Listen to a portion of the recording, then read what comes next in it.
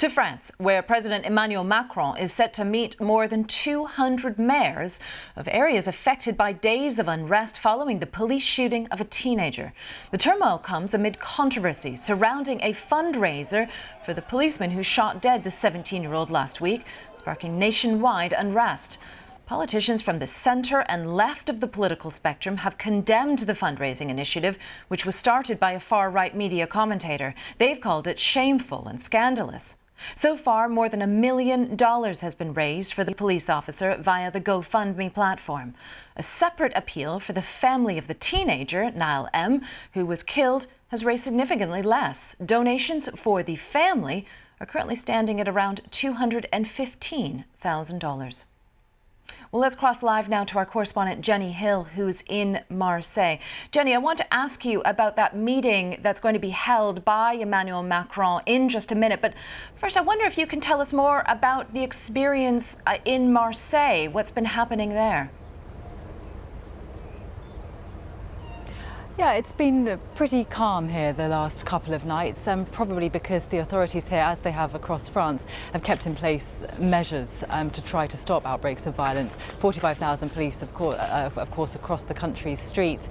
Last night, there were helicopters flying overhead, keeping an eye, but very, very calm. And I think the authorities here, as they probably are across most of the country, are starting to think that perhaps the worst is over. No one's getting complacent yet, and we hear here that those measures will remain in place. So public transport, for example, will stop early evening, more police officers on the street, that kind of thing. But I think there is a hope that perhaps those riots have now begun to subside.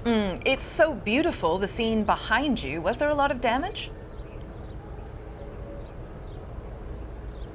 Yeah, there has been a lot of damage, and we're starting to get in early estimates of the cost of these riots across the country. One business association here reckons that companies have been damaged to the tune of €1 billion nationwide. Within the wider Paris region, €20 million of damage done to the public transport. And I know you want to talk about that mayor's meeting today. That certainly is going to be one of the subjects on the agenda. Those mayors are going to want to know how to pay to repair all of that damage. And what else are you hearing from the city mayors? Any other suggestions of initiatives that could help? I mean, presumably they want more than just money.